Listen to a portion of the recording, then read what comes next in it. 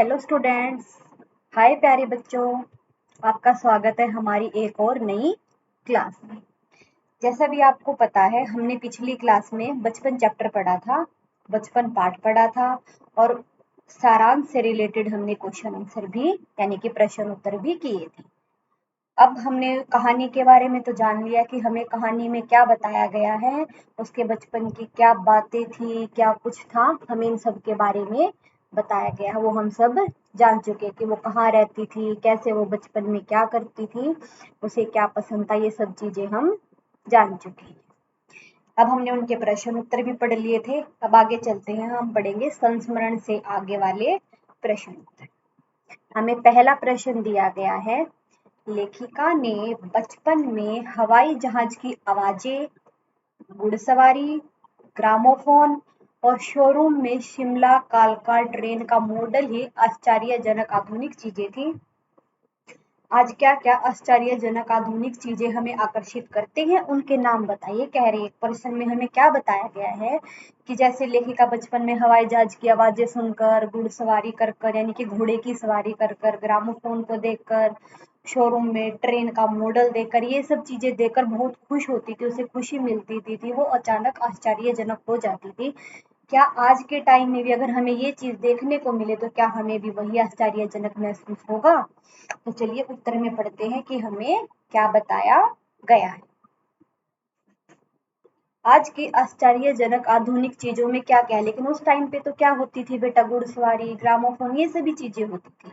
लेकिन आश्चर्यजनक बात आधुनिक समय में यानी कि आज के समय में क्या चीजें हैं? Television, computer, internet, mobile, metro train, robot, ऐसी इससे रिलेटेड ऐसी बहुत सारी चीजें होती हैं जिससे बच्चे क्या होते हैं? आश्चर्यजनक होते हैं, एक्साइटेड होते हैं। टेलीविजन हो गया, कंप्यूटर हो गया, मोबाइल फोन्स हो गया, मोबाइल फोन में गेम खेलना वगैरह वगैरह सारी चीजें बच्चे को क्या करती हैं? आश्चर्यजनक करती हैं। ये था हमारा प्रश्न नंबर 1। चलिए अब हम प्रश्न नंबर 2 पे चलते हैं। अपने बचपन की कोई मनमोहक घटना याद करके विस्तार से लिखो। इसमें लेखिका ने क्या कहा है कि कोई आपके बचपन की भी कोई एक ऐसी याद होगी, कोई ऐसी कहानी होगी, कोई ऐसी बात होगी जिसको आप याद करके उसके बारे में बताइए कि वो चीज आपके साथ कैसे हुई है, कब हुई है, कहाँ हुई है और क्यों हुई है। इस चीज के बारे में हम बातें करेंगे। चलिए अपने बचपन के बारे में करते हैं।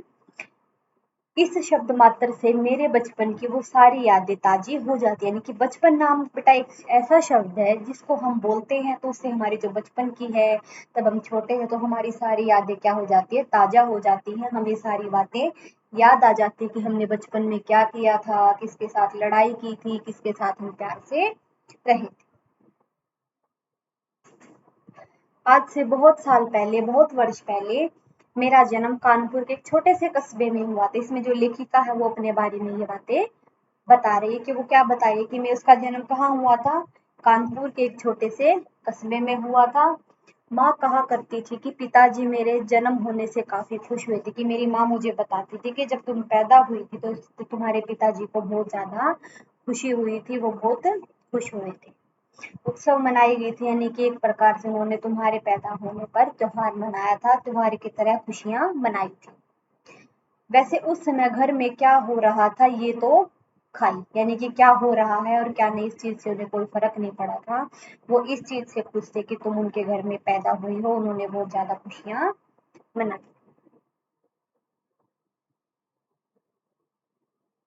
वल नहीं बेटा, यहाँ कल आएगा। कल माँ ने जो कहा वही कह सकती हूँ, क्योंकि बचपन की सारी बातें तो किसी को याद नहीं होती। जो हमारे घर के बड़े होते हैं वही हमारी बचपन की बातें याद दिलाते हैं और उन्हीं से हम क्या करते हैं? बड़े होकर अपने बचपन की बातों को याद करते हैं। तो वो कह रही है कि कल माँ ने जो कहा था, जो माँ ने बताया था, मैं उसी के हिसाब से बता सकती हूँ कि धीरे धीरे समय बीतता गया और अब मैं बड़ा हो गया। कि धीरे धीरे समय तो बीतता गया और मैं बड़ा हो गया। इस समय की कुछ बातें याद है मुझे, लेकिन उस समय की क्या है कि कुछ बातें ही मुझे याद है। कि मेरे पापा मुझे अपने कंधों पर बिठाकर बाजार ले जाया करते थे। कि जब मैं छोटा सा था तो मुझे अपनी बचपन की कुछ ही बातें कैसी याद है, कि सभी बातें तो सभी को याद नहीं रहती। कुछ बातें ही मुझे याद है कि मेरे पिताजी मुझे कंधों पर बैठाकर बाजार ले जाया करते थे और मैं इस तरह बैठा रहता मानो दुनिया का सबसे खुशी व्यक्ति है। और मुझे उनके कंधों पर बैठकर ऐसा लगता था, इतनी खुशी मिलती थी कि मुझे ऐसा लगता था कि दुनिया में मुझसे खुश नसीब और मुझसे खुशी बच्चा या कोई खुशी व्यक्ति कोई भी नहीं है। मुझे उनके कंधों पर बैठकर बहुत गर्व होता था, बहुत ही खुशी महसूस होती थी। माँ के हाथों से भोजन करना, दुलार करना, सीने से लगाकर सुलाना और मनमोहक कहानियां सुनाना।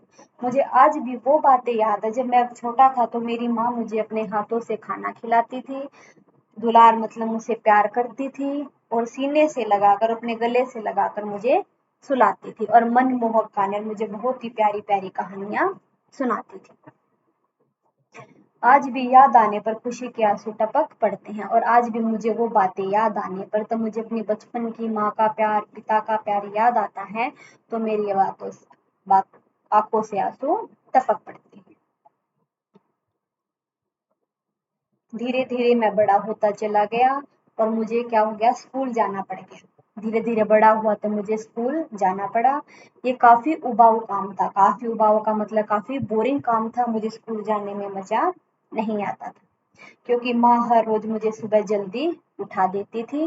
गुस्सा इतना आता था कि पूछो मत। जब माँ मुझे सुबह जल्दी उठाती थी तो मुझे बहुत ज्यादा गुस्सा आता था, उठने का मन नहीं करता था, स्कूल जाने का मन नहीं करता था। खैर, जो भी माँ करती थी वो सिर्फ मेरी भलाई के लिए ही करती थी, क्योंकि वो चाहती थी कि मेरा बच्चा पढ़े, आगे बढ़े। वो भी मुझे कामयाब बनाने के लिए ही स्कूल भेजना चाहती थी। लेकिन उस समय इतनी बुद्धि कहाँ, केवल खेल खेल। हाँ हाँ हाँ, मुझे याद है एक बार मैंने खेलते वक्त एक दोस्त की हाथ तोड़ दी थी। हाँ, लेकिन उस समय मुझे इतनी अकल भी कहाँ थी, इतनी समझ भी नहीं थी कि जो माँ मेरे लिए कर रही है, मुझे स्कूल भेज रही है, उसमें मेरी ही भलाई है, मेरा ही फायदा है।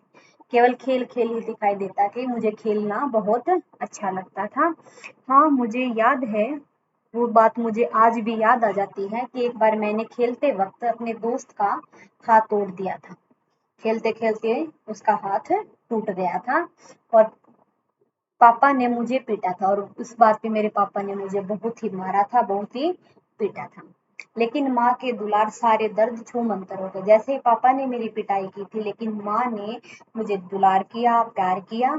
इससे मुझे क्या लगा, मेरे सारे दर्द ही दूर हो गए, मुझे दर्द महसूस ही नहीं हो रहा था।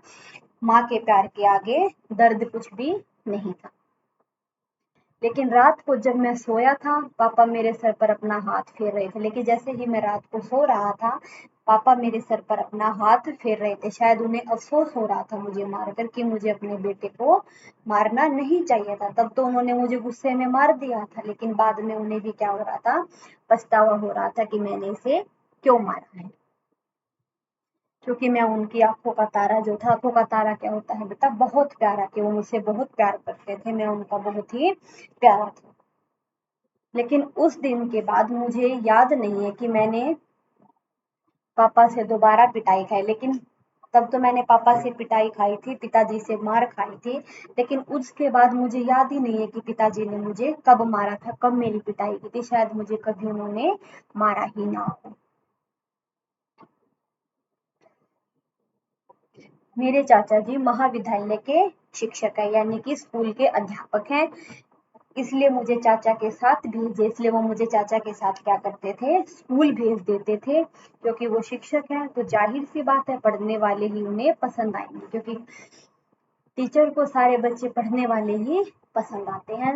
और मुझे न चाहते हुए भी पढ़ना पड़ता था, लेकिन मेरा पढ़ने का मन तो नहीं करता था, लेकिन फिर भी मुझे क्या था, पढ़ना पड़ता था। वे हमेशा बुद्धू या गधा कहते, मैं नहीं पढ़ता था तो वो मुझे हमेशा क्या कहते थे, बुद्धू और गधा कहकर ही बुलाते थे। और तब वो मुझे गधा, बुद्धू कहते थे तो मुझे बिल्कुल भी अच्छा नहीं लगता था, मुझे बहुत बुरा लगता था। इसलिए मैं घंटों पढ़ता। मैं अपनी कक्षा में, कक्षा नहीं बेटा, अभी कक्षा आएगा, मैं अपनी कक्षा में हमेशा अव्वल आता था, यानी कि अपनी कक्षा में हमेशा प्रथम आता था। तब पर भी चाचा कोई ना कोई दोष निकाल ही देती थी। अगर मैं क्लास में प्रथम भी आता, अच्छे नंबर भी लेके आता, फिर भी चाचा जी मुझ में कोई ना कोई कमी यानी कि कोई ना कोई दोष निकाल ही देते थे। आज भी वो वैसे ही है, उनका स्वभाव आज भी नहीं बदला है। खैर मैं अब बड़ा हो गया हूँ तो मैं समझने लगा हूँ कि वो मुझे केवल बेहतर नहीं उत्कृष्ट श्रेणी में देखना चाहते, कि वो मुझे केवल बेहतर ही नहीं बहुत ज्यादा कामयाब देखना चाहते हैं। मेरी माँ कहती है कि मैं ज्यादा दोस्त बनाना पसंद नहीं करता था। मेरी माँ मुझे बताती थी कि मुझे ज्यादा बच्चों से ज्यादा दोस्त बनाना पसंद नहीं था, मैं ज्यादा बच्चों से दोस्ती नहीं करता था। मुझे भी यही सही लगता है, मुझे भी सही लगता है, क्योंकि मुझे बचपन के दोस्तों के बारे में याद ही नहीं है। क्योंकि अगर कोई बचपन के दोस्त होते तो मुझे दोस्तों की याद आती है, मुझे दोस्तों की याद नहीं आती, तो इसका मतलब है जाहिर सी बात है कि मुझे दोस्त बनाना पसंद ही नहीं है। लेकिन फिर भी मैं बहुत खुश रहता हूँ क्योंकि मैंने अपने बचपन को माता पिता के साथ जिया, इसलिए मैं बहुत खुश हूँ क्योंकि मैंने अपने बचपन को अपने परिवार के साथ, अपने माता पिता के साथ खुशी से जिया है, और वो पल ही मुझे बहुत याद आते हैं, जो पल मुझे क्या लगते हैं बहुत सुहाने और बहुत प्यारे लगते हैं। देखिए बेटा, हम एक बार फिर से रिवाइज करेंगे ताकि हमें अच्छे से समझ में आ जाए, हम अच्छे से पढ़ सकें। लेखिका के बचपन में, यानी कि जब लेखिका का बचपन था तो उसके बचपन में हवाई जहाज की आवाजें, घुड़सवारी, ग्रामोफोन और शोरूम में शिमला कालका ट्रेन ही मॉडल आश्चर्यजनक आधुनिक चीजें थी। यानी कि ये चीजें ही क्या थी, आधुनिक चीजें थी। वो चीजें सभी को दिखाई नहीं देती थी, कभी कभी और किसी किसी को दिखाई देती थी। क्या आजकल भी वो चीजें देखकर बच्चों को आश्चर्यजनक महसूस होगा? तो उनके नाम लिखो कि आज क्या देखकर हमें आश्चर्यजनक महसूस होता है। आज की आश्चर्यजनक आधुनिक चीजों में क्या क्या आते हैं बेटा? Television, computer, internet, mobile, metro, train, robot, ऐसी बहुत सारी चीजें होती है जिनको देखकर हमें आश्चर्यजनक महसूस होता है। ग्रामोफोन, घुड़सवारी वगैरह की तो हमें आजकल के बच्चों को उनके बारे में तो पता भी नहीं होगा। अगला प्रश्न फिर से रिवाइज करेंगे। अपने बचपन की कोई मनमोहक घटना याद करके विस्तार से लिखिए। तो बेटा बच्चों देखो, सभी के बचपन में कोई ना कोई ऐसी बात जरूर रही होगी जिसको याद करके आपको बहुत खुशी मिलती होगी। कोई ऐसी बहुत अच्छी बात हुई होगी, बुरी बात हुई होगी, जिसको आप क्या करते हो, याद करते हो, और आप उसको याद करके ये लगता है शायद ये काम मुझे करना चाहिए था या फिर नहीं करना चाहिए। बचपन एक ऐसा ही शब्द है जिसको हम सुनते ही हमारे मन में बहुत सारी बातें याद आ जाती हैं, बहुत सारी यादें क्या होती हैं, ताजा हो जाती है, हमें बहुत सारी पुरानी बातें याद आ जाती हैं। आज से कई वर्ष पहले मेरा जन्म कानपुर के छोटे से कस्बे में हुआ था। माँ कहा करती है, यानी कि मेरी माँ मुझे बताती है कि मेरे पिताजी मेरे जन्म होने पर, यानी कि तब मैं पैदा हुई थी, तो उनको क्या हुई थी, बहुत ज्यादा खुशी हुई थी, उत्सव मनाए गए थे, यानी कि इतनी खुशी मनाई थी कि जैसे कोई त्योहार मनाया जा रहा हो। वैसे उस समय घर में क्या हो रहा था ये तो खाई, यानी कि उस समय घर में क्या हो रहा था क्या नहीं, मुझे तो उस समय के बारे में कुछ पता ही नहीं, क्योंकि मेरा तो बचपन था, मैं तो बहुत छोटी थी। कल, यहाँ पे बल नहीं बेटा, कल आएगा। कल माँ ने जो कहा वही कह सकती हूँ, लेकिन जो माँ ने मुझे बताया मैं तो वही बता सकती हूँ, क्योंकि मुझे तो कुछ याद पता ही नहीं है, कुछ याद ही नहीं है। धीरे धीरे समय बीतता गया और मैं थोड़ा थोड़ा बड़ा होता चला गया। इस समय की कुछ बातें मुझे याद है, क्योंकि जब मैं थोड़ा सा बड़ा हो गया था तो उस समय की मुझे कुछ बातें याद है, कि जैसे कि मेरे पिताजी मुझे अपने कंधों पर बैठाकर बाजार ले जाते थे, और मैं इस तरह बैठा रहता मानो दुनिया का सबसे खुशी व्यक्ति मैं ही हूँ, और मुझे ऐसा लगता था कि मानो दुनिया का सबसे खुश नसीब व्यक्ति मैं ही हूँ, मेरे मुझसे खुश व्यक्ति कोई भी नहीं हो सकता। मुझे अपने पिता के कंधों पर बैठकर खुशी मिलती थी, गर्व महसूस होता था। माँ के हाथों से भोजन करना, जब मैं छोटा सा था, बचपन में था, तो माँ मुझे अपने हाथों से भोजन कराती थी, दुलार करती थी, यानी कि मेरा लाड प्यार करती थी, मुझे सीने से लगाकर सुलाना, अपने गले से लगाकर सुलाती थी, और मनमोहक कहानियां सुनाना, और मुझे प्यारी प्यारी मनमोहक कहानियां सुनाती थी, जिससे मेरा बचपन क्या है, बहुत ही ज्यादा यादगार और सुनहरा है, सुंदर है। आज भी याद आने पर खुशी के आंसू टपक पड़ते हैं। जब भी मुझे अपने इन बातों की, पिता के प्यार की, माँ के दुलार की, अपने बचपन की बातें याद आती हैं, तो मेरी आंखों से खुशी के आंसू टपक पड़ते हैं। मेरी आंखों से खुशी के आंसू आ, आ जाते हैं, गिरने लगते हैं। ऐसे ही फिर मैं धीरे धीरे से बड़ा होता चला गया। फिर मुझे क्या हो गया, स्कूल जाना पड़ गया। ये काफी उबाऊ काम था, ये काफी बोरिंग काम था। मुझे स्कूल जाना बिल्कुल भी अच्छा नहीं लगता था। माँ मुझे सुबह जल्दी उठा देती थी। गुस्सा इतना आता था कि पूछो मत, क्योंकि मुझे स्कूल जाना बिल्कुल भी पसंद नहीं था। खैर वो भी क्या करती, वो भी मेरी भलाई के लिए ही करती थी, क्योंकि वो चाहती थी कि मैं दुनिया का एक कामयाब इंसान बन जाऊं, मुझे हर खुशी मिले। वो भी मेरी भलाई के लिए ही ऐसा करती थी। लेकिन उस समय इतनी बुद्धि कहाँ, लेकिन उस समय मुझे इतनी समझ नहीं थी, इतनी अकल नहीं थी कि वो मेरे भले बुरे के बारे में सोच रही है। केवल मुझे खेल खेल ही दिखाई देता था, क्योंकि मुझे खेलना खेलना ही अच्छा लगता था। हाँ हाँ हाँ हाँ भाई हाँ, मुझे आज भी वो बात याद है कि जब मैंने खेलते वक्त, यानी कि खेलते समय, खेलते खेलते खेलते एक दोस्त का हाथ तोड़ दिया था, और जिससे मुझे पिता से बहुत ज्यादा मार पड़ी थी, मेरी बहुत ज्यादा पिटाई हुई थी। लेकिन पिता ने तो मेरी पिटाई की थी, लेकिन माँ के दुलार से, यानी कि तब मेरी माँ ने मेरा दुलार किया, लाड प्यार किया, तो मेरे सारे दर्द छूमंतर यानी कि दूर हो गए। मुझे माँ के लाड प्यार के आगे दर्द कुछ दिखाई ही नहीं दिए। लेकिन रात को जब मैं सोया था, लेकिन जब मैं रात को सो रहा था, तो मेरे पिताजी मेरे सर पर हाथ फेर रहे थे। शायद उन्हें पछतावा हो रहा था कि मैंने अपने इतने प्यारे बच्चे को, जो मेरी आंखों का तारा है, मुझे बहुत प्यारा है, मैंने उसे क्यों मारा। लेकिन उस दिन के बाद से मुझे याद नहीं है कि मैंने पापा से दोबारा पिटाई खाई। लेकिन तब तो मेरे पिताजी ने मुझे मारा था, लेकिन उसके बाद मुझे शायद ही याद होगा कि मुझे कभी पिटाई हुई होगी नहीं। मेरे चाचा महाविद्यालय के शिक्षक हैं, यानी कि जो मेरे चाचा जी हैं वो स्कूल के क्या हैं, टीचर हैं, शिक्षक हैं, अध्यापक हैं। इसलिए मुझे चाचा के साथ स्कूल में भेज दिया जाता था, जो कि मैं जाना तो नहीं चाहता था, लेकिन मुझे जबरदस्ती स्कूल भेज देते थे, क्योंकि वो शिक्षक हैं, अध्यापक हैं। तो जाहिर सी बात है, तो समझने वाली बात है कि पढ़ने वाले ही उन्हें पसंद आएंगे, यानी कि जो बच्चे पढ़ते हैं, जो बच्चे पढ़ाई में होशियार होते हैं, वही बच्चे अध्यापकों को पसंद आते हैं, वही बच्चे अध्यापकों को अच्छे लगते हैं। पर मुझे न चाहते हुए भी पढ़ना पड़ता था, और मैं न चाहता तो भी मुझे क्या होता, पढ़ना पड़ता था। वे हमेशा मुझे बुद्धू या गधा कहकर बुलाते थे। अगर मैं कितना भी पढ़ लेता, फिर भी वो मुझे बुद्धू या फिर गधा ही कहते थे, जो फिर मुझे बिल्कुल भी अच्छा नहीं लगता था। इसलिए मैं घंटों पढ़ाई करता। मैं अपने कक्षा नहीं बेटा, या कक्षा आएगा, मैं अपनी कक्षा में हमेशा अव्वल आता, यानी कि मैं अपनी कक्षा में हमेशा अच्छे मार्क्स भी लाता था, प्रथम आता था। लेकिन फिर भी चाचा जी कोई ना कोई दोष, यानी कि कोई ना कोई कमी मुझ में निकाल ही देती थी। आज भी वो वैसे ही हैं जैसे वो तब मैं बचपन में था। वो जैसे तब थे, वो आज भी वैसे ही हैं। उनका स्वभाव आज भी वैसा ही है। खैर मैं अब समझने लगा हूँ, तब तो मुझे समझ नहीं थी, लेकिन अब मुझे समझ आ गई है।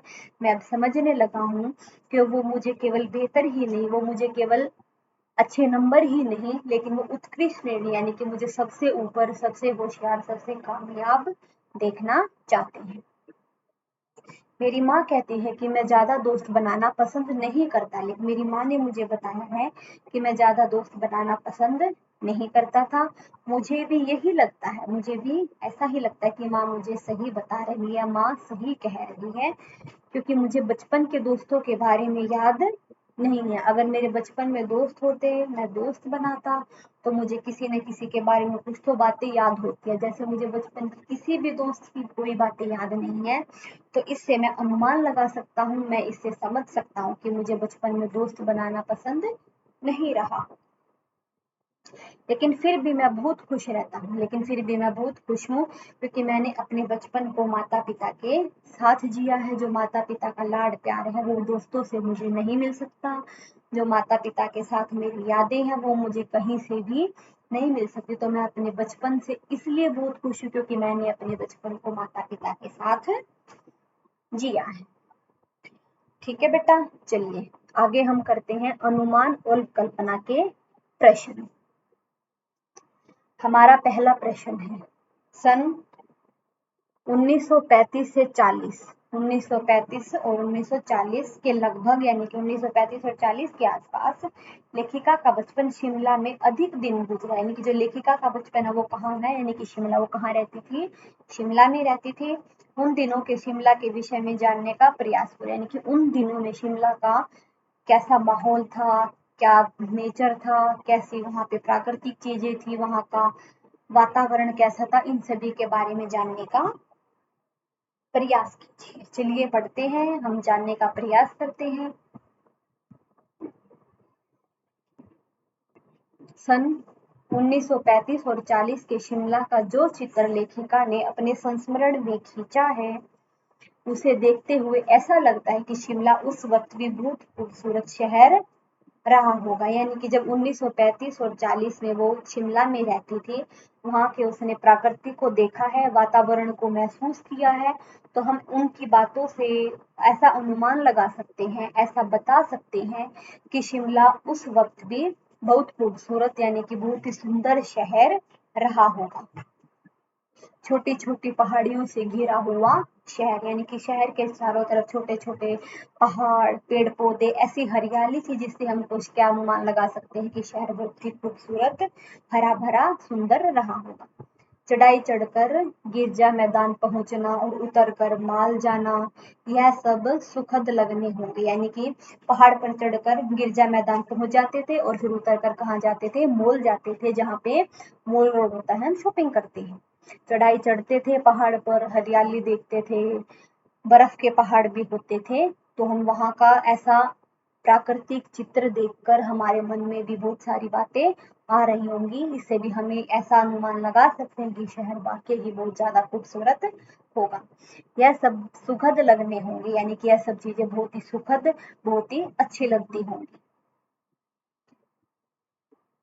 शाम के धुंधले में गहराते पहाड़, रिज पर बढ़ती रौनक, माल के दुकानों की चमक और स्केटल पॉइंट से यह सब शिमला की खूबसूरती की झलक दिखाते हैं। यानी कि जब शाम का समय होता था, गहराते हुए पहाड़, यानी कि धुंधले धुंधले जब पहाड़ दिखाई देते हैं, रिज पर बढ़ती रौनक, यानी कि रिज पर वहां पे क्या होती थी, रौनक बढ़ जाती थी, आदमी वहां पर देखने के लिए आते थे। और मॉल है बेटा, जो वहाँ की दुकानों की चमक थी, लाइटें थी, चमक धमक थी। और स्कैटल पॉइंट से जब हम पूरी शिमला की खूबसूरती की झलक देख सकते हैं, इससे हम पता लगा सकते हैं कि शिमला शहर हमारा कितना खूबसूरत रहा होगा। एक बार फिर से रिवाइज करते हैं। 1935 और 40 के शिमला का जो चित्र लेखिका ने अपने संस्मरण में खींचा है, उसे देखते हुए ऐसा लगता है कि शिमला उस वक्त भी बहुत खूबसूरत शहर रहा होगा। अब हम कैसे अनुमान लगा सकते कि शहर कैसे खूबसूरत रहा होगा। छोटी छोटी पहाड़ियों से घिरा हुआ शहर, चढ़ाई चढ़कर गिरजा मैदान पे पहुंच जाना, फिर उतरकर माल रोड पे, यानी कि माल वाली जगह पे चले जाना, जिसमें क्या होती है, दुकानों की चकाचौंध चमक हमें क्या करती है, हमारे मन को मोह लेती है, जो हमें बहुत ही ज्यादा अच्छी और सुंदर लगती है। यह सब चीजें कैसी हैं, सुखद होंगी, यानी कि बहुत ही प्यारी होंगी। शाम के धुंधले में गहराते पहाड़, यानी कि जब शाम होती है, सूरज ढलता है, तो वहां पे पहाड़ कैसे धुंधले धुंधले से, यानी कि हल्के हल्के से दिखाई देते हैं, वो बहुत ही प्यारे सुंदर लगते हैं। रिज पर रौनक बढ़ जाती है और मालों की जो दुकानों की चमक है वो भी दुगनी हो जाती है, यानी कि चमक बढ़ जाती है। और स्केटल पॉइंट से, यानी कि जब वहाँ का जो एक जगह का नाम है स्केटल पॉइंट, वहां से जो शिमला के पूरे शहर की खूबसूरती को हम देख सकते हैं। चलिए अगले प्रश्न पर चलते हैं। लेखिका ने इस संस्मरण में सर्वर के माध्यम से अपनी बात बताने की कोशिश की है, लेकिन सर्वर का कोई परिचय नहीं दिया है। अनुमान लगाओ कि सर्वर कौन हो सकता है। लेखिका के इस कहानी में, इस संस्मरण में उन्होंने सर्वर की बात बताने की कोशिश की है कहानी के माध्यम से, लेकिन सर्वर के बारे में तो कुछ बताया ही नहीं है। तो आप कहानी पढ़कर, यानी कि इसको पढ़कर हमें अनुमान लगाना है, कि हमें कोशिश करनी है, पता करना है कि सर्वर कौन हो सकता है, कैसा हो सकता है। लेखिका ने अपने संस्मरण में 2 बार सर्वर का नाम लिया। उन्होंने अपनी कहानी में, अपने संस्मरण में सरवर का नाम सिर्फ 2 बार लिया है। इसके अतिरिक्त उस व्यक्ति के लिए किसी अन्य संबोधन का प्रयोग नहीं है, यानी कि इसके अलावा उस व्यक्ति के लिए किसी भी शब्द का, किसी भी जगह का या भी किसी भी चीज का, उसके बारे में कोई भी कुछ भी हमें नहीं बताया है। अतः संभव है, इससे संभव है कि सरवर कोई पत्रकार या फिर उनकी जीवनी के लेखक रहे होंगे। तो इससे हम यह पता लगा सकते हैं कि सरवर या तो कोई पत्रकार होंगे या फिर उनके जीवन के लेखक रहे होंगे, जिन्हें वह अपना जीवन वृत्त सुना रही, यानी कि वो जिसने यह कहानी लिखी है, जिसने उनके जीवन के बारे में लिखा है, जरूर वो उनके जीवन वृत्त रहे होंगे। एक बार हम फिर से करेंगे। लेखिका ने अपने संस्मरण में 2 बार सरवर का नाम लिया है। इसके अतिरिक्त उस व्यक्ति के लिए कोई संबोधन का प्रयोग नहीं किया, यानी कि उस व्यक्ति के बारे में कुछ भी हमें नहीं बताया है। अतः संभव है कि सरवर कोई पत्रकार होगा या फिर उसकी जीवनी के लेखक रहे होंगे, जिसको वह अपना जीवन वृत्त सुना, यानी कि अपने जीवन की कहानी, अपने जीवन की सारी बातें बता रही है, सुना रही है। ओके बच्चों, आप सभी को समझ में आया होगा। इस क्लास के लिए इतना ही काफी है। अगली क्लास में हम भाषा की बात के प्रश्न उत्तर पढ़ेंगे, भाषा की बात को पढ़ेंगे। आशा है आप सभी को यह समझ में आया होगा। अगर किसी भी बच्चे को कोई दिक्कत है, कोई प्रॉब्लम है, जो भी चीज समझ में नहीं आई है, तो वो मुझे कमेंट करके बता सकता है। आशा करती हूँ आप सभी को समझ में आया होगा। Have a nice day. Thank you.